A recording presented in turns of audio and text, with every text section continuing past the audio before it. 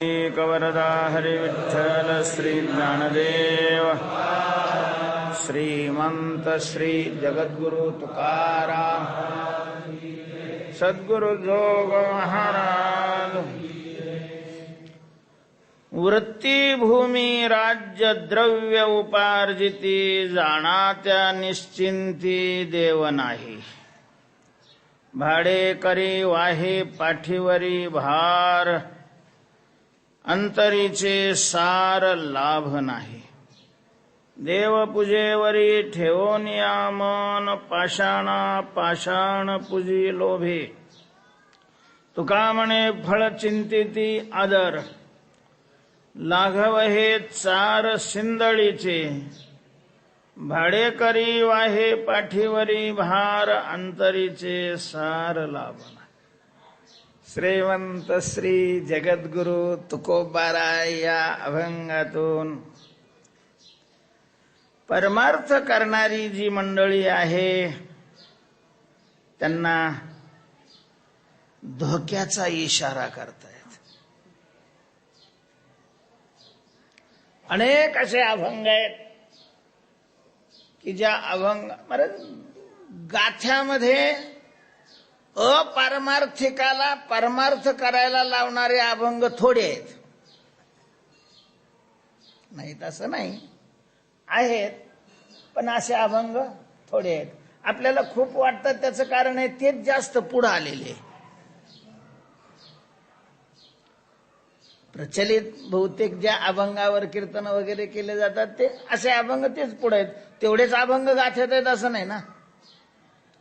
50 अभंगच फिरतात जास्त। सांगत होतो माझी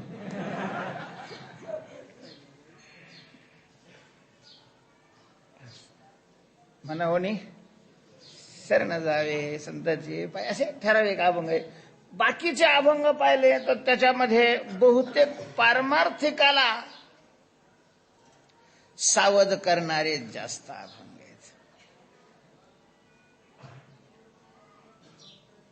तीन चतुर्थांश अभंग अजून काही एकदम काढलेले नाहीत, पण असे आहेत की ज्याचा अधिकारी परमार्थ करणारा आहे।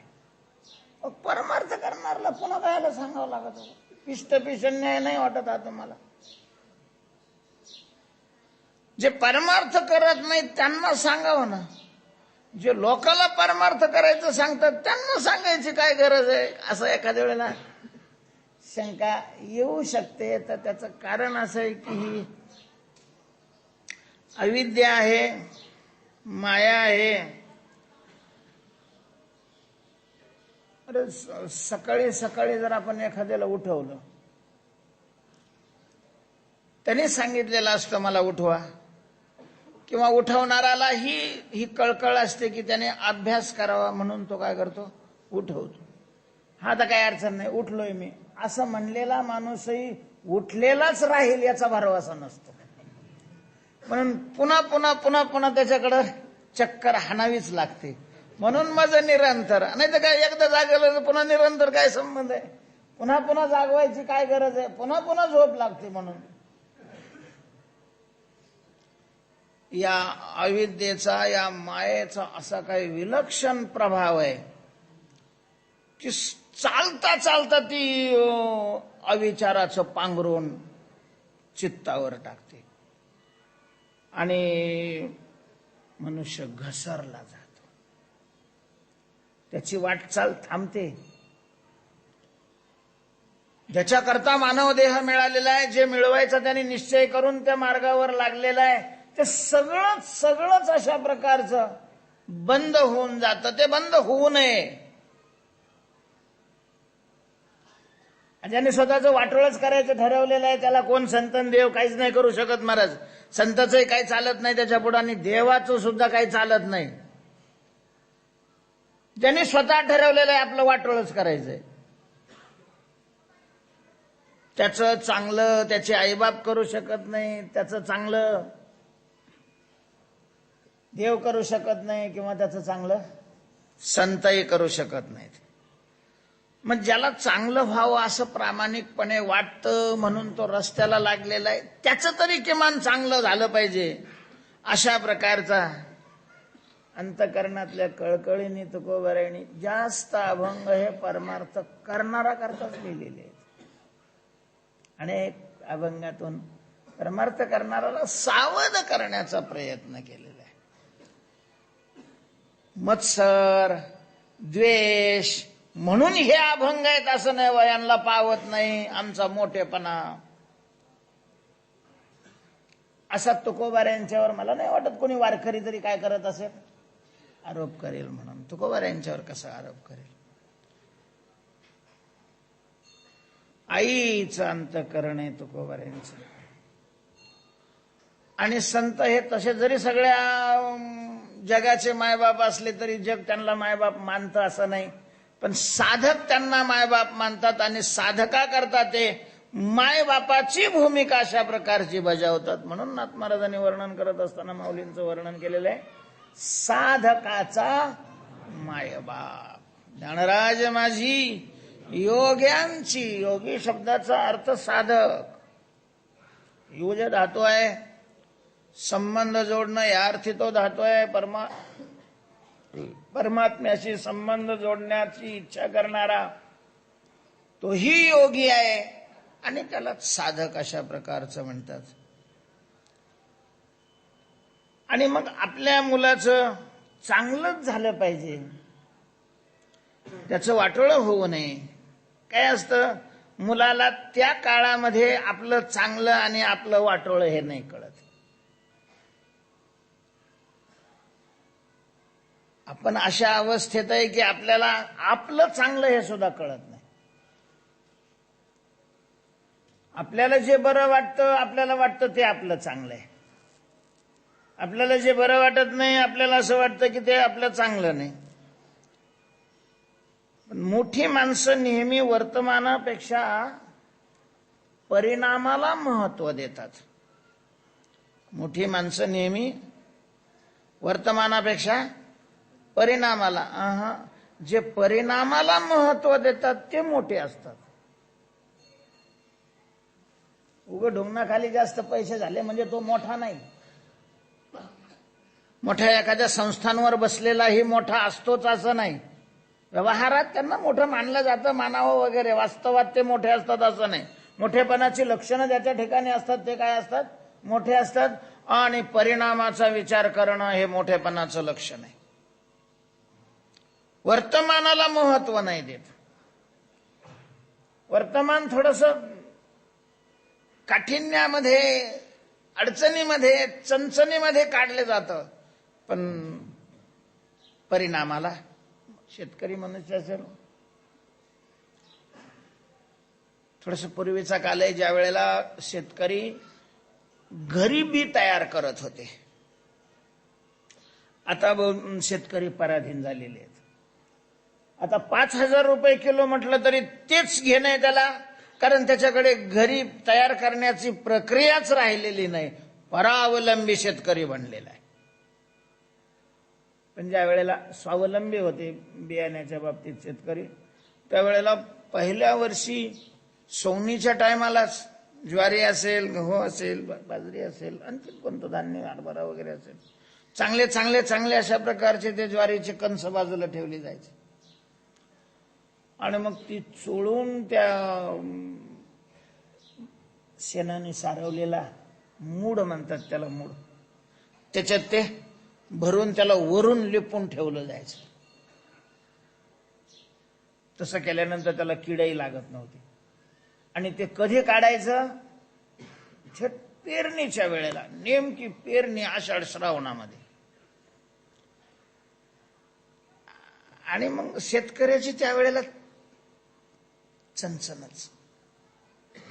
पहिलं उत्पन्न झालेलं सगळं संपलेलं असतं, पुन्हा पेरणीचा खर्च आणि चालू खर्च ताणातच असतो. कधी कधी महाराज त्याला 3 टाइम जेवण पण मिळत नाही. मग कुठं कन्या खाय, कुठं काय खाय, अशावर काढावं लागतं. तशाही वेळेला तो ते पेरण्याकरता जे ठेवलेलं आहे ते कधीच खाण्याकरता दळून आणणार नाही. उपाशी राहील प्रसंगी, पण त्याला हात लावणार नाही. का? परिणामाचा प्रश्न आहे. परिणामाकडे विशेष लक्ष देतो. परमार्थ करणारी मंडळी सुद्धा साधन कालामध्ये थोडा त्रास झाला तरी चालेल. तुकोबारांचे एक वचन आहे, आबाळीने जावे निश्चिंतीच्या ठाया. आबाळीने जावे, त्या साधन कालामध्ये थोडी आबाळ झाली काही हरकत नाही, पण निश्चिंतीच्या ठिकाणाला जायचंय.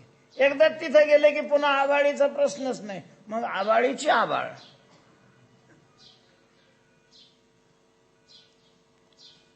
मोठी माणसं परिणामाला महत्व देतात. क्षुद्र माणसं परिणामाकडे पाहतच नाही, ते वर्तमानाला महत्व देतात.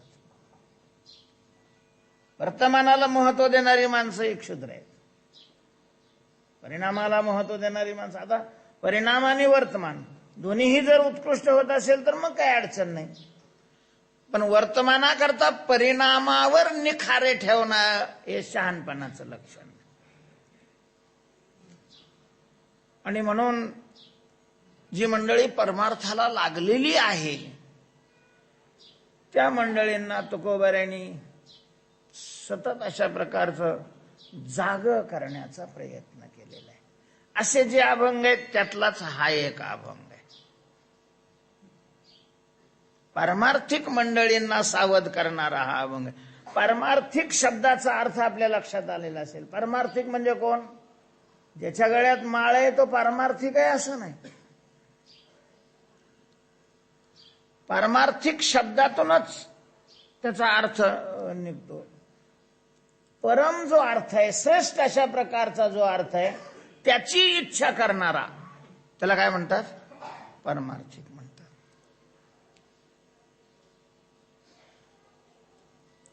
परार्थाची इच्छा करणारा करता हा अभंग नाहीये. परमार्था करता, परमार्थाची इच्छा करणाऱ्या करता विषय सुख, भगवत सुख. सुखाचे दोन प्रकार आहेत. विषय सुखाची इच्छा करणारा हा अवर अर्थाची अपेक्षा करणारा असतो, तर परमात्म सुखाची इच्छा करणारा हा पारमार्थिक अशा प्रकारचा. भगवत सुखाची प्राप्ती व्हावी म्हणून निघालेला जो आहे त्याला पारमार्थिक म्हणतात. आणि त्याच्याकरता तुकोबारे सांगतात, सावधान, वृत्तीभूमी राज्य द्रव्य उपार्जित. परमार्थाची साधना करत असताना परमार्थाच्या साधनेद्वारा जर वृत्ती, भूमी, राज्य आणि द्रव्य हे संपादन केलं जात असेल तर मग निश्चितपणे देव मिळणार नाही. निश्चिंती. जो परमार्थ करत असताना परमार्थाच्या साधनेनं वृत्ती, भूमी, राज्य आणि द्रव्य. वृत्ती शब्दाचा अर्थ वतनदारी. पूर्वी हुकुमशाही राज्य ज्या वेळेला होतं त्यावेळेला विशेष कामगिरी करणारी जी मंडळी आहे त्यांना राजाकडून काय दिली जायची? वतन. पेन्शन. आता अलीकडे त्याला पेन्शन म्हटलं तरी काय हरकत नाही. वतनदारी म्हणजे एखाद्या गाव, एखादा तालुका, त्याचा महसूल त्यांनी गोळा करायचा. त्याच्या खर्च करता. काही संस्थानाला पण अशा प्रकारच्या, मला वाटतं माऊलीच्या मंदिरांना सुद्धा आजही ती वतनदारी चालू आहे. आळंदीचा महसूल शासनाकडे नाही जात, तो मंदिराकडे जमा होतो. त्याला वतनदारीच म्हणायचं. आमच्या भागामध्ये मी लहान असताना वाघोली नावाचं गाव आहे आमच्या गावाच्या शेजारी. तिथं एक देशमुखांचं कुटुंब आहे आणि त्यांना ती वतनदारी होती. 40 गावातली सगळ्यात भारी जमीन त्यांच्या मालकीची होती. 40 गावामध्ये 40 गावची त्यांना जहागिरी होती. थोड्या गावाच्या कडच्या काळ्या भोर अशा प्रकारच्या जमिनी त्यांच्या मालकीच्या होत्या. आता नाही राहिलं काही, पण त्या काळामध्ये म्हणजे त्यांना ती वतनदारी मिळालेली. जहागिरी म्हणजे वतनदारीतच मोडलं जातं. काय आहे, हे दोन मार्ग आहेत. ऐसे अनादिया दोन्ही वाटा, एकी उजू एकी वाटा, बुद्धिपूर्वक सोबटा दाविले यातच. एक संसाराचा मार्ग आहे, दुसरा परमार्थाचा मार्ग आहे. संसाराचं साध्य विषय सुख असतं, परमार्थाचं साध्य भक्ती सुख, आपलं भगवत सुख आहे. विषय सुख अनित्य आहे, विषय सुख अनंत दुःखाने व्याप्त आहे, विषय सुखाचा परिणाम वाईट आहे. म्हणून विषय सुखाचा त्याग करून नित्य सुखाची, अविट सुखाची प्राप्ती करून घेण्याकरता परमार्थाच्या साधनेवर चालणारा काही एक वर्ग आहे. साधन संसाराचं, साध्य संसाराचं, साधन परमार्थाचं, साध्य परमार्थाचं, अशी विभागणी केली गेलेली आहे. त्यामध्ये साधन संसाराचं असूनही साध्य परमार्थाचं आहे असा एक मधला मार्ग आहे. संसारच करायचा, पण विशिष्ट हातवटीने संसार करून तो परमार्थाचं साध्य प्राप्त करू शकतो. याच आशयातून भगवंतांनी म्हटलेलं आहे, कर्मणैव हि संसिद्धी मास्थिता जनकादया. म्हणजे संसाराच्या साध्यापेक्षा परमार्थाचं साध्य श्रेष्ठ आहे, हे सर्वांनीच मान्य केलेलं आहे. आणि म्हणून संसारात राहून शास्त्रज्ञेप्रमाणे, जसं तुकोबाराय म्हणतात, विधीने सेवन विषय त्यागाते समान, असं संसाराचं साधन करून परमार्थाचं साध्य करता येत. स्वे स्वे कर्मण्य विरतः संसिद्धिम लभते नरः स्वकर्मनिरतः सिद्धिम यथा विंदती तच्छृणु यतः प्रवृत्तिर भूतानाम. तेव्हा तया सर्वात्मका ईश्वरा स्वकर्म कुसुमांची वीरा पूजा केली होय अपारा तोषाला. म्हणजे संसारात राहूनही परमार्थाकडे जाता येतं, संसारात राहून संसाराचं साध्य मिळवता येतं, संसारात राहून परमार्थाकडे येता येतं, किंवा परमार्थिक साधनाने परमार्थाचं साध्य मिळवता येतं. अशा प्रकारच्या या विहित वाटा आहेत. साध्य संसाराचं, साधन संसाराचं, साध्य परमार्थाचं, साधन परमार्थाचं, साध्य परमार्थाचं, साधन संसाराचं. शास्त्र विहित, ऋषीमुनींनी त्याला मान्यता दिलेली आहे. पण मग कधी कधी असं होतं की साधन परमार्थाचं आणि साध्य संसाराचं, साधन संसाराचं करून साध्य परमार्थाचं केलं तर काही अडचण नाही, चांगलंच आहे. परमार्थाचं साधन परमार्थाचं साध्य, संसाराचं साधन संसाराचं साध्य, त्याच्यातही काही अडचण नाही. पण ज्या वेळेला साधन परमार्थाचं केलं जातं आणि साध्य संसार होतो, ती मानवाच्या दृष्टीनं अत्यंत अधोगतीचा मार्ग आहे. त्याला आरूढपतीत अशा प्रकारचं म्हटलं जातं.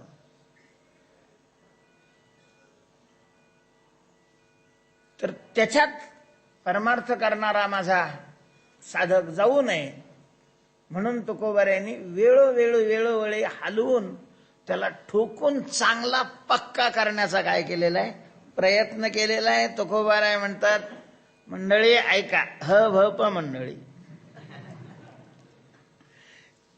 हभप शब्दाचा अर्थ परमार्थाचं साधन करणारी.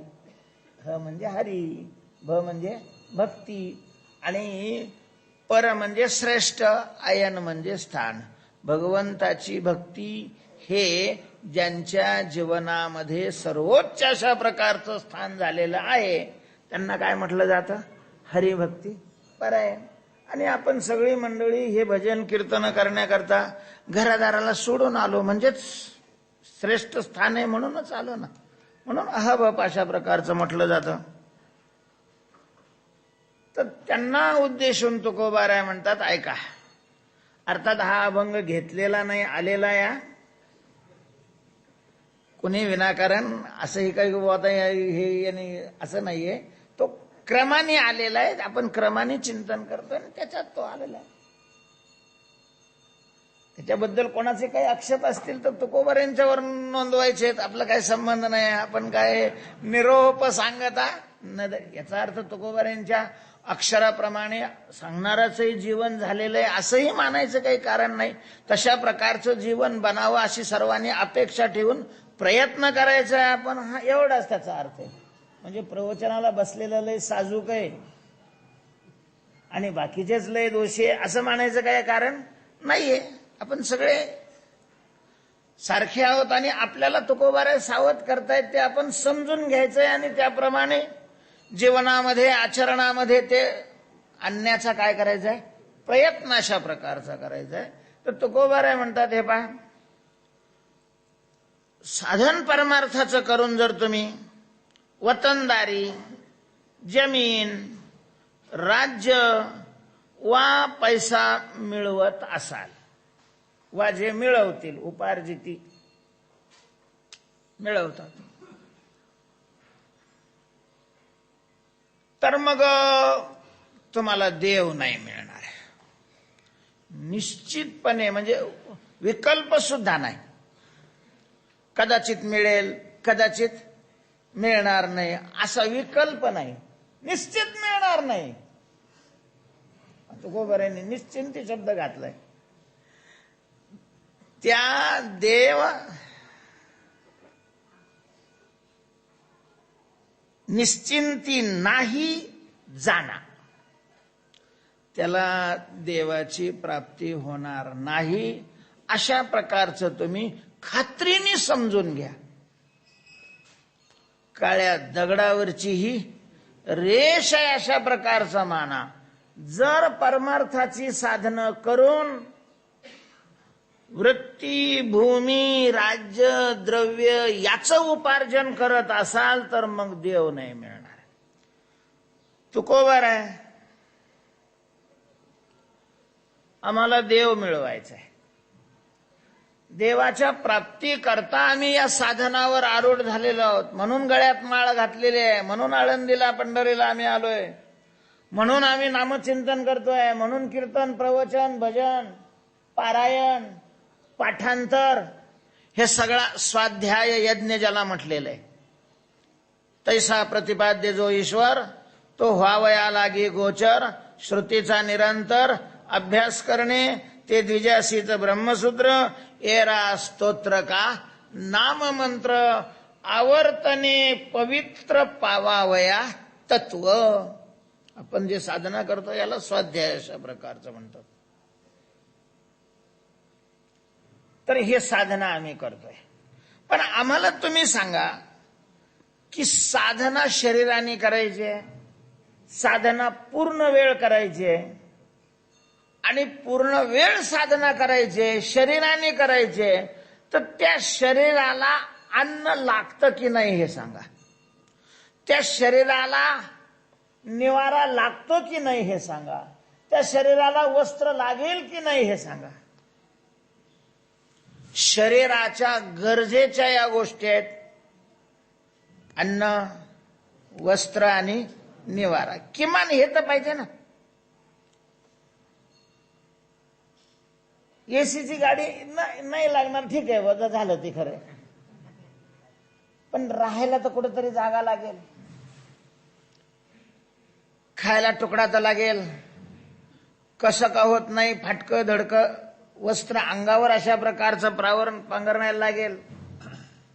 आणि मग आम्ही हे करत असताना जर याचा स्वीकार केला तरी आम्हाला देव मिळणार नाही का?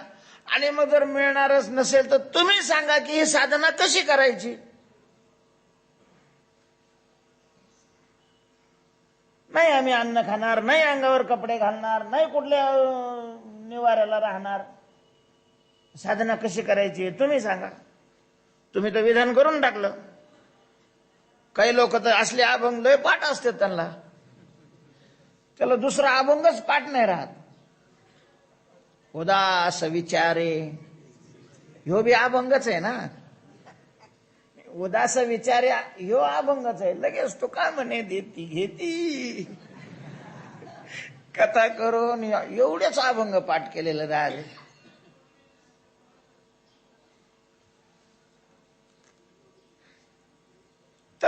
पूर्ण वेळ ज्याचा परमार्थामध्ये ज्याला घालवायचा आहे, मग त्यांनी शरीराला लागणारं अन्न वस्त्र निवारा याच्याकरता संसाराचा उद्योग करायचा आणि मग राहिलेल्या वेळेत परमार्थ करावा, असं तुमचं मत आहे का? आणि अशी साधना केली तर तो साध्यापर्यंत पोहोचेल का? दुसरीकडे तुम्हीच सांगता जळजळून वेळेला निघ, ये भक्तीची वाटेला, उठाउठी करी स्मरणाचा धावा, धरवत देवा नाही धीर, करी ऐसी धावा धावी, चित्त लावी चरणापे. तेव्हा अशा प्रकारच्या साधना करणाऱ्याला उपजीविकेचा मार्ग काय आहे? तुकोबारांनाही ते मान्य करावं लागेल की निर्वाहापुरते अन्न, आच्छादन, आश्रमासी स्थान, रूम बंगले, म्हणजे हसण्याकरता मी नाही सांगत. काय आहे, ज्या वेळेला लोकसंख्या कमी होती आणि भूमी भरपूर होती, आजही अमेरिका वगैरे या राष्ट्रामध्ये असं आहे, तिथं माणसं कमी आहेत आणि त्यांच्याकडे जमीन भरपूर आहे. 2-2 हजार आणि 4-4 हजार एका एकाला जमीन आहे. 10-10 एकरात त्यांची घरं आहेत, एका एकाची घरं, गरीबातल्या गरीबाची. आपल्याकडे ती परिस्थिती नाहीये. आता आळंदी सारख्या ठिकाणी जर झोपड्या बांधून राहायचं ठरवलं तर त्याला जागा किती लागेल आणि कुठली आणायची? इथं तर इंचावर चाललाय भाव, इंचावर. सगळ्या जगात मंदी आहे पण आळंदीत नाही. जगात सगळ्या धंद्याला काय मंदी आहे, कोणी गिराईक नाही, पण इथं काही नाही. 10 लाख, 15 लाख, 20 लाख गुंठा, आणि तिथं जर झोपड्या बांधून समजा 5-50 लोकांना राहायचं ठरलं तर इतके गुंठे किती लागतील आणि ते पैसे कुठून आणायचे? त्याच्यामुळे इथं तुमची इच्छा नसली तरी आडवं पसरता येत नाही तर उभं पसरावं लागतं. जंगलातली झाडं उंच का वाढतात? त्याचं कारण आहे, त्यांना आडवं पसरायला काय नसते, जागा नसते. तिकडचे झाडाची फांदी, इकडच्या झाडाची फांदी, मग ते जातं वर. परिस्थिती कशा करता मी हे सांगितलं, परिस्थिती अशी आहे, काय अडचण नाही, साधना करायची आहे. तो छपरातही राहून करू शकतो, छपरातही हवा येत नाही, छपरात पाऊस येत नाही. साधनेला बाह्य अशा प्रकारच्या या अधिभौतिकतेपासून त्रास होत नाही त्याच्यात, पण छपर करायला जेवढी जागा लागते तेवढी जागा इथं आणायची कुठून?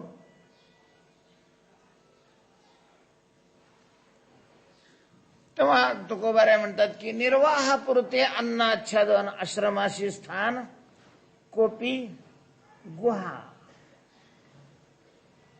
हे तर तुकोबाऱ्यांनी त्याला काय दिली, मान्यता अशा प्रकारची दिली. मग इथं कसं काय हे वृत्तीभूमी राज्य, आश्रमाशी स्थान, कोपी, गुहा, निर्वाहापुरते अन्नाचं? ठीक आहे बा, निर्वाहापुरतच अन्न घ्यायचं म्हणून मधुकरीला गाव लागलं. ती काय वतनदारीच झाली ना ती. आमचं गाव आहे ते मधुकरीच.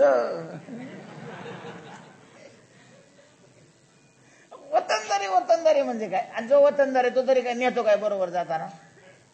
हित असतानाच त्याचा उपयोग करून घेतो. आणि मग मधुकरीचं एखादं गाव म्हणजे तरी काय वतनदारीन तो कोबर आहे. तुम्ही तर म्हणता की वृत्तीभूमी राज्य द्रव्य उपार्जिती जाणा त्या निश्चिंती देव नाही, मग आम्हाला देव मिळणार की नाही? आणि मग याचा अर्थ असा की कोणालाच मिळणार नाही, कारण कुणीही खाल्ल्या पिल्ल्या राहिल्या शिवाय साधना करूच शकत नाही. एखाद्या जंगलात राहिला, एखाद्या झाडाखाली राहिला, झाडून फिडून तिथं काढलं, आता काय झालं त्याचं खरंच झालं की तिथं जर कोणी एखादा जाऊन संडासला बसायला लागला तो गप्प बसेल का?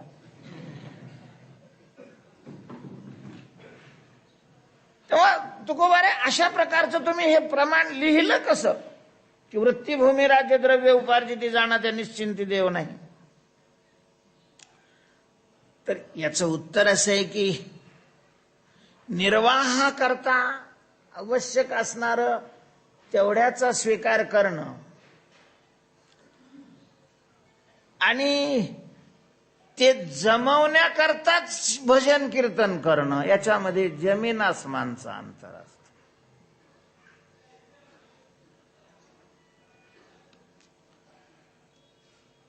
निर्वाहाकरता त्याचा स्वीकार करणं आणि ते मिळवण्याकरता भजन कीर्तन करणं, याच्यामध्ये जमीन आसमानचं अंतर आहे, जमीन आसमानचं. आणि हे ज्याची त्याला तरी कळतच. परमार्थ हा दुसऱ्याकरता करायचाच नाहीये मुळात. आपण आपल्याकरता परमार्थ करतोय. उद्धरेत आत्मनात्मानम नात्मानम ओसादयेत आत्मैव आत्मनो बंधुर आत्मैव रिपुरात्मनः. कोठेही चित्ताशी नसावे बंधन हृदयी नारायण आठवावा. ही परमार्थाची साधना आहे आणि ती साधना करण्याकरता चित्त कुठेही आसक्त नसलं पाहिजे, बंधन चित्ताला आलं नाही पाहिजे. म्हणून हे स्वीकारू नये.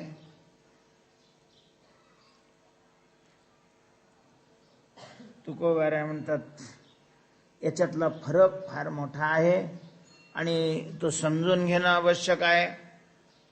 तर आता कीर्तनाला गेला, दूर गेलेला आहे, सकाळी निघाला तर थेट संध्याकाळी पोहोचला. आणि तुकोबाराय म्हणतात जेथे कीर्तन करावे तेथे अन्न न सेवावे. जिथं कीर्तन करायचं तिथं अन्न सेवन करायचं नाही, दुसरीकडे परिचय नाही. बरं, दुसऱ्याने का वाढावं? म्हणजे तुम्ही तिकडं कीर्तन करणार आणि इकडं आमच्या मुंडके मोडणार का? अशा वेळेला त्यांनी काय करायचं? वृत्तीभूमी राज्य द्रव्य उपार्जिती. तर याचं उत्तर असं आहे की आपण साधन म्हणून कीर्तन करतोय. भगवत प्राप्तीची जी वेगवेगळी साधनं भक्तीमध्ये सांगितलेली आहेत त्यामध्ये एक कीर्तन हे साधन आहे आणि बाकीच्या सगळ्या साधनापेक्षा पॉवरफुल साधन आहे.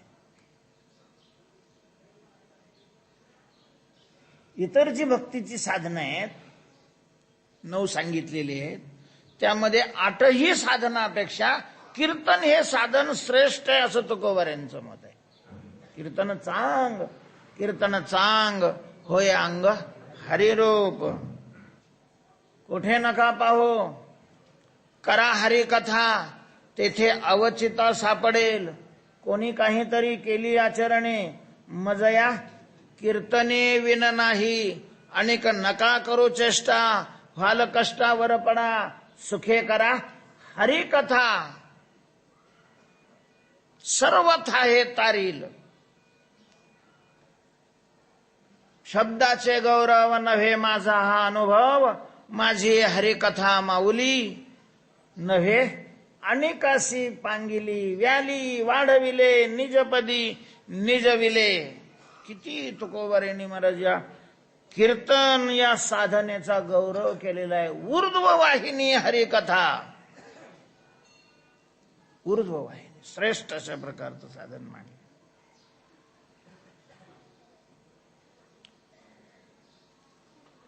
मग त्यांनी त्याच्या निर्वाहाचं काय आहे? ठीक आहे, ज्यांच्या बापाने कमवून ठेवलेलं आहे याच्या नावावर त्याचं व्याज येत आहे तो ते करून खाईल. आमच्या बापाने काही कमवलेलंच नाही.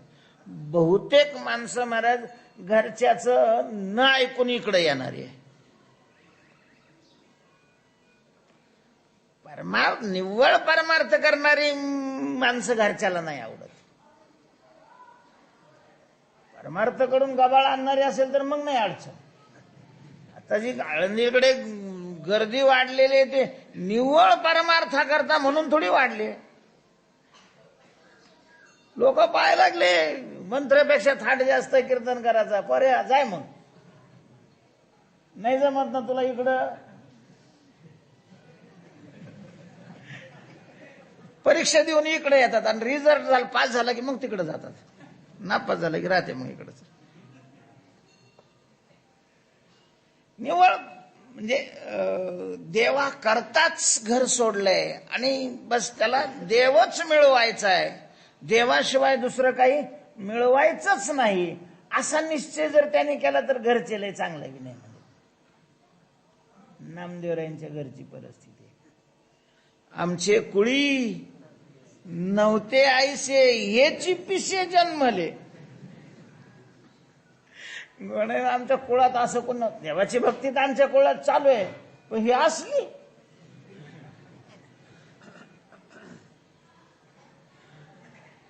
त्यांनी काय करायचं, तर त्याचा अर्थ हा आहे की आपण आपल्याकरता भगवंताची प्राप्ती करून घेण्याकरता साधन म्हणून कीर्तन करतो, तर मग जास्तीत जास्त अशा प्रकारचा त्याचा लाभ आपल्यालाच राहायला पाहिजे असा प्रयत्न करावा. काय तुकाराम महाराज हाडाचे व्यापारी आहे महाराज. त्यांनी व्यापार सोडला तर पण व्यापारी वृत्ती परमार्थात गेल्यावरही सोडली नाही. आणि मग व्यापारी वेगळा आणि सहकारी वेगळा. व्यापारी वृत्तीचा पानपट्टीचा दुकानदार प्रत्येक वर्षाला काही ना काही वाढवतो, आणि व्यापारी वृत्ती न ठेवल्यामुळं सहकारी कारखाने सगळे विक्रीला निघाले.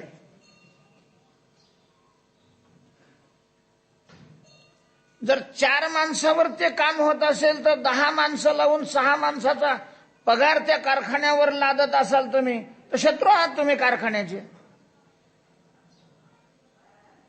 तसा विचार केला तर सहकार हे अत्यंत उपकारक अशा प्रकारचं क्षेत्र आहे. कितीतरी लोकांच्या उपजीविकेचं ते काय होत आहे, साधन होत आहे. एक साखर कारखाना पूर्ण तालुक्याला जगवतो.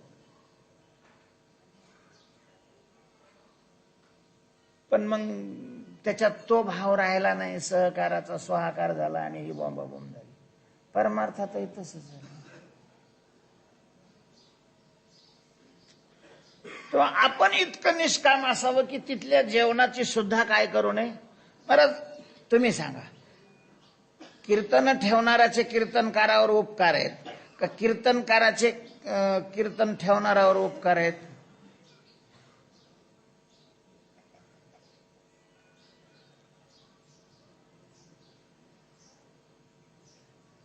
आधी इथंच सांगायचं तर संजीव भाऊचे आमच्यावर उपकार आहे का आमचे यांच्यावर उपकार आहेत?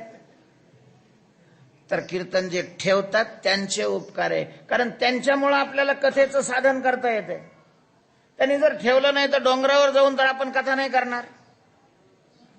कथा करण्याकरता श्रोते पाहिजेत, कथा करण्याकरता या सगळ्या व्यवस्था लागतात, आणि ते तर आयोजन करणारे करतात ना. पण भाव आमचा असा झालेला आहे की आम्ही त्यांच्यावर उपकार करायला चाललो. तुका म्हणे आता त्याला उपकार तरी कसं काय म्हणता येईल महाराज? उपकार तरी कसा म्हणा? कीर्तनकारच याला जबाबदार आहेत असं नक्कीच नाहीये. आपला तर आयोजन करणारावर हा आरोप आहे की या लोकांनी परमार्थाचं वाटोळं केलंय. पण मग त्यांना कळत नाही, कीर्तनकाराला कळतंय, त्यांना आवरायला पाहिजे हा भाग वेगळा. मजा करतात महाराज लोक, सप्ते करतात म्हणजे मजा. पूर्वी जत्रा होत्या, हे काय उरूस होते, तसे आता काय झालेले सप्ते. काही संबंध नाही त्याच्यात परमार्थाचा फिरमार्थाचा. जाणाऱ्याचा नाही, त्यांना ते बोलवणाऱ्याचा नाही. जे पुण्य आणि पापच मानित नाही ते सुद्धा कीर्तन ठेवतात. म्हणजे त्यांना पाप पुण्य मान्यच नसतं, देवही मान्य नाही, आणि अशी सुद्धा काय ठेवतात. कारण एवढ्या कमी पैशामध्ये एवढा उदो नाही होत. एखाद्या नटीला आणायचं, एखाद्या नटाला आणायचं, तर इतक्या कमी पगारात नाही मिळत ना ते, जेवढा कीर्तनकार मिळतो. लोक कीर्तनामुळे जमतात आणि मग हे ह्यांचा उदो करतात. असं दुष्ट चक्राच्या प्रकारचं आपल्या संप्रदायामध्ये घुसलेलं आहे. तेव्हा वृत्तीभूमी राज्य द्रव्य उपार्जित याचा अर्थ आहे की परमार्थ करणार आणि त्याच्याकरता करायचं नाही. त्याचं साध्य ते नाही पाहिजे. त्याचं साध्य देव आहे, त्यांनी देवालाच साध्य ठेवलं पाहिजे. याला साध्य करायला नको. अन्यथा मग देव नाही मिळणार. मग त्याची कशी स्थिती होईल? भाडेकरी वाहे पाठीवरी भार, अंतरीचे सार लाभ नाही. भाडेकरी म्हणजे भाड्यानी लावलेला. मग एखादा बैल असेल, एखादी गाडी असेल, वा एखादा माणूस असेल. ओ पूर्वी काही हे ट्रका, टेम्पो, छोटे टमटम, डमडम काही नव्हते. आणि मग तयार माल न्यायचा असेल तर बैल, गोण्या बैलावर लादल्या जायच्या किंवा मग माणसं न्यायची.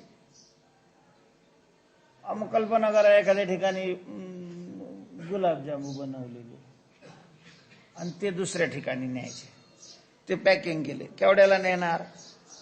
50 रुपये. चला ठीक आहे, दिलं त्याच्या पाठीवर. तिथे गेले. तिथे गेल्यानंतर त्याला काय मिळेल? 50 रुपये का गुलाबजामू? 50 रुपये. रस्त्याला लाग. अंतरीचे सार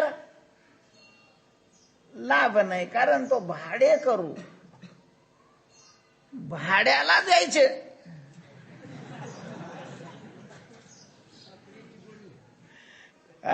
साखरेची गोणी बैलाची पाठी, अशी शेवटी करभाडे. तसं पारमार्थिकानी भाडे करू व्हायला नको, कारण तो देव मिळवण्याकरता निघालेला आहे. अक्षरशः वाजंत्री बनवलं महाराज लोकांनी.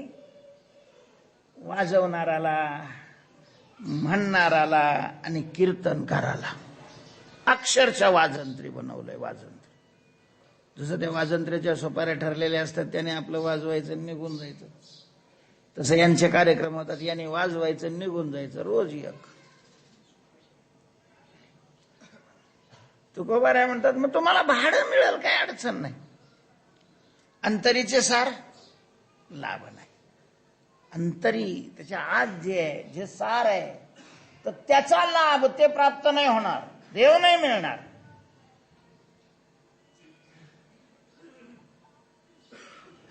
ह्या वस्तू मिळतील, पण मग ह्या वस्तू मिळण्याकरता तुम्ही हे साधन स्वीकारलेलं आहे का? ह्या वस्तू मिळवण्याकरता तर दुसरी साधनं वाटेल तेवढी आहेत ना. हेही साधन जर त्याच्याकरता केलं तर मग देवाच्या प्राप्तीकरता कोणतं साधन राहिलं? म्हणून भाडेकरी वाहे पाठीवरी भार, अंतरीचे सार लाभ नाही. देवपूजेवरी ठेवोनिया मन, पाषाणा पाषाण पूजी लोभे. एखाद्याला देवपूजा करण्याकरता ठेवलं, कारण मंदिर बांधणाऱ्याला देवपूजा करायला वेळ नसतो. पण त्यांनी मंदिर बांधलेलं असतं आणि देवाची चांगली पूजा व्हावी ही त्याला काय असते? अपेक्षा असते. मग तो कोणाला तरी ठेवतो. आता देवपूजाच त्यांनी केली तर त्याच्याही निर्वाहाचा प्रश्न आहेच की. म्हणून मग त्याला काही वृत्ती, काही पगार अशा प्रकारचं ठरवून दिला जातो. पूजा करायची म्हणून पगार घेणं वेगळं आणि पगाराकरता पूजा करणं वेगळं. त्याचं सगळं लक्ष जर पगाराकडेच असेल, देवपूजेवर मन ठेवून देवाच्या पूजेवरच जर त्यांनी लक्ष केंद्रित केलं. लोकशाहीमध्ये सरकारी नोकराचं काय झालेलं आहे? त्याला त्या कामाशी काही घेणं देणंच नाही. त्याचं सगळं लक्ष कशावर? पगारावर. पगार तर असतोच, पुन्हा बाहेरचं बाकीचं काय होतंय वा.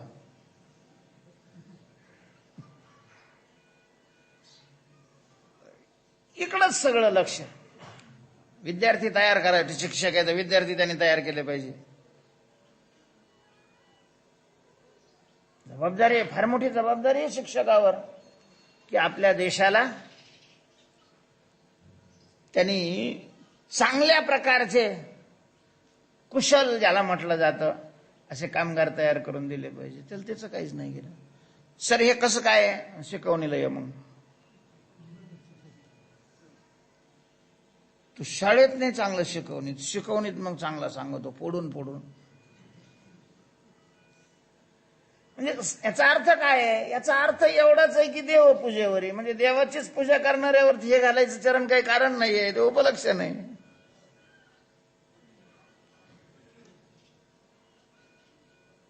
आमचं परवा व्याख्यान होतं त्याला पत्रकार भवनला. ते व्याख्यान झाल्यानंतर मग काही सगळे तरुण आले होते शिक्षक, प्रश्नोत्तराचा तास. त्याच्यात एकाने काढलं ते म्हणे व्यावसायिक जे कीर्तनकार आहेत. मग त्यांना विचारलं आपण काय व्यवसाय करताय? तेव्हा म्हणे शिक्षक आहे मी. मग त्याला तुम्ही शिक्षक आहात, विद्यार्थी किती तुमच्याकडून शिकलेले महाराष्ट्रामध्ये, भारतामध्ये, जगामध्ये चमकलेले किती करतात? तुम्हाला पुन्हा दुसरा आयोग केव्हा मिळेल ह्याची ही लागलेलीच आहे. आता पहिलेच कमी पडतात. म्हणजे तुम्हाला लागतंय तर त्याला काहून नाही लागणार?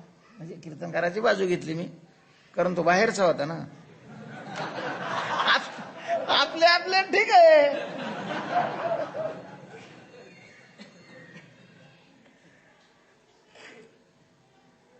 तर त्याचं लक्ष देवावर पाहिजे.